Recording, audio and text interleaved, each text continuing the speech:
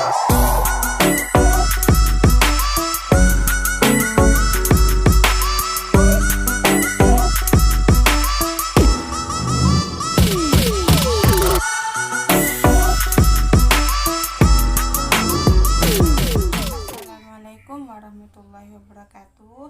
Nama saya Rahmatul Azizah, NIM D2019-5021. Di sini saya akan mempresentasikan materi saya yang berjudul Dampak Kekerasan Orang Tua Terhadap Anak. Selamat menyaksikan. Kekerasan merupakan penggunaan kekuatan fisik yang bisa menyebabkan seseorang mengalami luka, kerugian psikologis, serta kematian terhadap seseorang. Sedangkan orang tua merupakan laki-laki dan perempuan yang memiliki ikatan dalam perkawinan serta sudah siap untuk memikul tanggung jawab sebagai seorang ayah dan ibu untuk anak-anak mereka. Jadi, kekerasan orang tua terhadap anak adalah perilaku ayah dan ibu yang menyebabkan seorang anak mengalami luka, gangguan psikologis, atau menyebabkan kematian terhadap anak.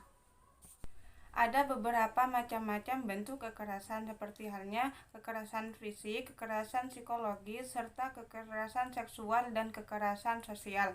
Nah, kekerasan fisik itu adalah kekerasan yang menggunakan alat atau tidak yang menimbulkan memar atau luka terhadap tubuh anak, seperti halnya pukulan, cubitan, atau pembakaran, seperti penusukan, seperti itu.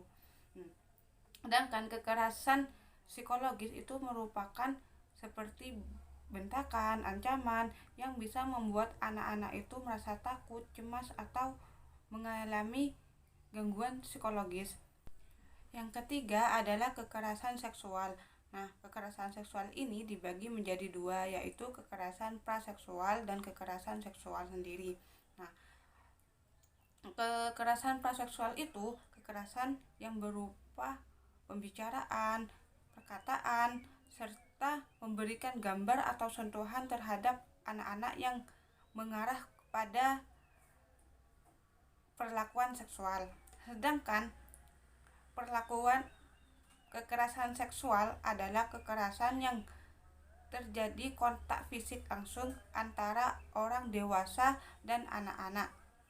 Yang keempat adalah kekerasan sosial. Nah, kekerasan sosial itu merupakan sikap ketidakpedulian orang tua terhadap anak, dan orang tua itu sering mengancam anak untuk kepentingan seperti kepentingan ekonomi, kepentingan politik, dan kepentingan sosial, namun tidak memperhatikan perlindungan anak dan perlindungan psikis, psikologis, serta status sosialnya.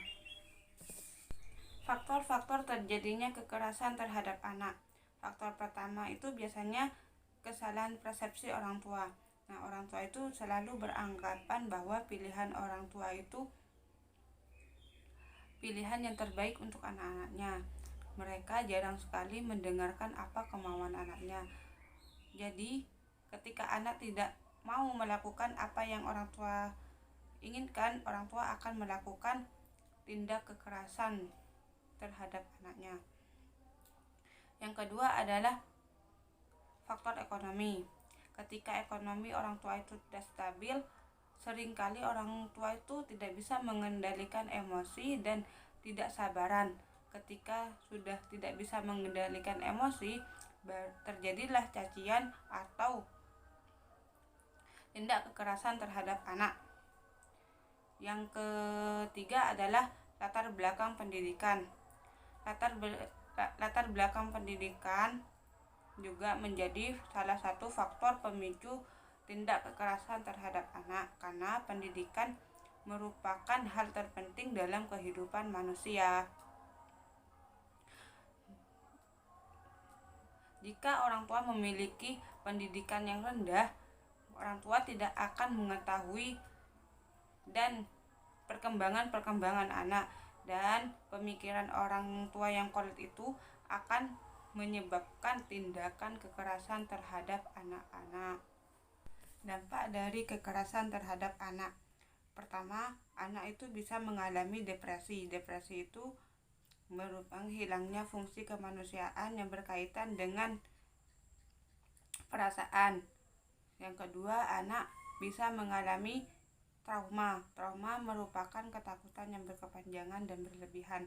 Seperti halnya ketika ia mengalami kekerasan yang dipukul gitu, dia akan takut melihat alat pukul atau melihat orang-orang di sekitarnya yang hendak memukul dia. Yang ketiga adalah stres pasca trauma. Setelah mengalami trauma, anak-anak biasanya akan mengalami stres pasca trauma. Semakin besar kejadian yang dialami, maka akan semakin besar juga kemungkinan untuk anak itu menjadi stres. Dampak biologis kekerasan terhadap anak. Biasanya orang-orang yang mengalami kekerasan itu, anak-anak itu lebih kurus dari teman-temannya, lebih dekil dan tidak terurus. Dan mereka itu juga mengalami luka atau memar-memar di sekujur tubuhnya. Mungkin hanya itu yang dapat saya sampaikan. Terima kasih. Wassalamualaikum warahmatullahi wabarakatuh.